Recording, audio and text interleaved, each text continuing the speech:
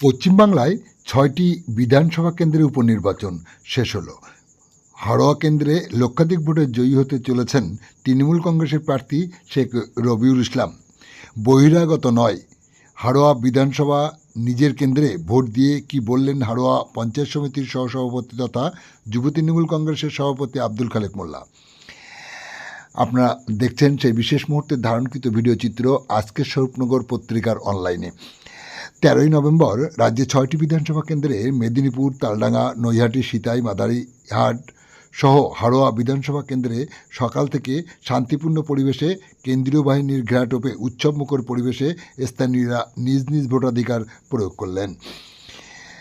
বসিরহাট লোকসভা কেন্দ্রের সাংসদ হওয়ার সুবাদে সাথে সাথে হাড়োয়া বিধানসভার বিধায়ক হাজী নুরুল ইসলাম ইন্তেকালের কারণে এই বিধানসভায় পুনরায় উপনির্বাচন অনুষ্ঠিত হলো। এই কেন্দ্রে তৃণমূল কংগ্রেস শেখ নুরুল ইসলামের পুত্র শেখ রবিউল ইসলামকে প্রার্থী হিসাবে মনোনীত করেন।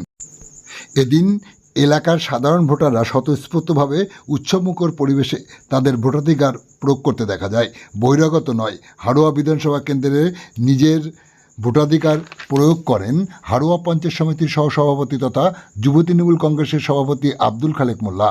ভোট প্রয়োগের পর তৃণমূল কংগ্রেসের প্রার্থী লক্ষাধিক ভোটের ব্যবধানে জয়ী হবেন আশাবাদী তিনি। বলতে গিয়ে কি বললেন শোনাবো আপনাদের। আপনারা দেখছেন সেই বিশেষ মুহূর্তের ধারণকৃত ভিডিও চিত্র আজকের স্বরূপনগর পত্রিকার অনলাইনে। কি বললেন আব্দুল খালেক মোল্লা, শুনতে চোখ রাখুন। লোকসভার পরেই আমি হাড়োয়া বিধানসভার ভোটার হয়েছিলাম, লোকসভাতেও দিয়েছিলাম ভোট। তো আমি আজকে বিধানসভা আমার খুব পছন্দের প্রার্থী, আমাদের যিনি অভিভাবক ছিলেন হাজী নুরুল ইসলামের সুপুত্র রবিউল ইসলামের দল তাকে নির্বাচিত করেছে তৃণমূল কংগ্রেসের প্রার্থী। আমি আজকে তাকে ভোট দিলাম। আমি হাড়োয়া বিধানসভার 214 নম্বর বুথের একজন ভোটার। আমি ভোট দিলাম, খুব ভালো লাগলো। মমতা বন্দ্যোপাধ্যায়ের উন্নয়নের পক্ষে ভোট দিয়েছি। দেখুন, যারা বহিরাগত বলছে তারা হয়তো ব্যক্তি হিংসা করছে, কিন্তু আমি যে বহিরাগত নয়, গণতন্ত্র পদ্ধতি দিয়ে ভোট দিলাম, সেটা আজকে তার প্রমাণ হলো। তো আমি হাড়োয়া বিধানসভারই ভোটার। আমি আজকে রবিউল ইসলামের ভোট দিয়েছি। বহিরাগত সব তকমা কিছু কার চরিতার্থ স্বার্থ, নিজের স্বার্থ সিদ্ধি করার জন্য এই তকমা লাগায়।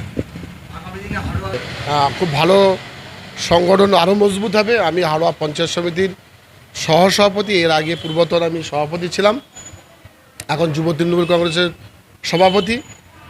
বিশেষ করে আজকে এই রবিউল ইসলামের ভোটে আমার মনে হয় 1 লক্ষের নিচে আসবে না ভোট মার্জিন। 1 লক্ষ আমরা ভোটে জয়যুক্ত হব রবিউল ইসলামকে ভোট দিয়ে। মানুষ স্বতঃস্ফূর্তভাবে ভোট দিচ্ছে। বিরোধীরা যে আক্রমণ করছে, বুথে এজেন্ট বসতে দিচ্ছে না, এগুলো সব ভুয়ো। মানুষ দেখুন চতুর্দিকে সুন্দরভাবে মানুষ উৎসবের রূপে ভোট দিচ্ছে। যারা বহিরাগত বলেন, দেখুন কাকে বহিরাগত বলবেন? ভারতবর্ষের নাগরিক, ভারতবর্ষের সব জায়গায় তার ভোটাধিকার দেওয়ার অধিকার আছে। আমাদের প্রার্থী রবিউল ইসলাম তো বারাসাতের ভোটার, তাহলে আমরা বহিরাগত বলবো? তৃণমূল কংগ্রেস, মমতা বন্দ্যোপাধ্যায় যাকে যেখানে প্রার্থী করবেন, আর আমরা ভারতবর্ষের সংবিধান, নির্বাচন কমিশনের নিয়ম অনুসারে আমি যেখানকার ভোটার সেখানে ভোট দেবো। এটা তো বহিরাগত প্রশ্নই আসে না। দেখুন, ওদের ভোট বাক্স নীল হয়ে গেছে, শূন্য হয়ে গেছে। তারা অভিযোগ আগে থেকেই করছে, কারণ জানে তারা হেরে যাবে বা হেরে গেছে, তাই তারা আগে থেকেই এই তকমাটা লাগিয়ে দিচ্ছে। এই তকমা লাগাবে কারণ পশ্চিমবাংলায় মমতা বন্দ্যোপাধ্যায় এবং সর্বভারতীয় সাধারণ অভিষেক বন্দ্যোপাধ্যায় যেভাবে মানুষের উন্নয়ন করছে, বিরোধীদের ভোট শূন্য হয়ে গেছে। আগে থেকেই ভোট লুট, বাড়ি আমাদের এজেন্ট বসতে দিচ্ছে না আইএসএফ সিপিএম। তারা যদি এই কথা না বলে, তারা জানে তো পরবর্তীকালে মানুষের কাছে যাবার জায়গা নেই। একটা কথা বলে আগামী দিনে আবার মানুষের কাছে যাবার একটা রাস্তা তৈরি হচ্ছে। মানুষ সেদিকে কর্ণপাত করছে না, মানুষ স্বতঃস্ফূর্ত ভোট দিচ্ছে এবং মমতা বন্দ্যোপাধ্যায়ের উন্নয়নের পক্ষেই মানুষ রায় দেবে। বলছি যে পুরাতন সংসদ আমাদের অভিভাবক হাজী নুরুল ইসলাম, আর সেই মার্জিন ছাপিয়ে যাবে আশা করছি। ভোটের যা ট্রেন চলছে, মানুষের মুখ দেখে আমরা বুঝতে পারছি হাজী নুরুল ইসলামের যে ভোট ছিল তা অনেক এগিয়ে যাবে। প্রচুর পরিশ্রম করেছেন নেতারা, পরিশ্রম করেছেন। আমার নেতা সুজিত বোস, পশ্চিমবঙ্গ সরকারের মন্ত্রী, পাত্র ভৌমিক, সকলের যেভাবে পরিশ্রম বা বিভিন্ন ব্লকের সভাপতি, বুথ সভাপতি, অঞ্চল সভাপতি, কর্মী যেভাবে উন্নয়নের পক্ষে তারা পরিশ্রম করছে, তাতে আমাদের লাখের কাছাকাছি পৌঁছে যাবো আমরা।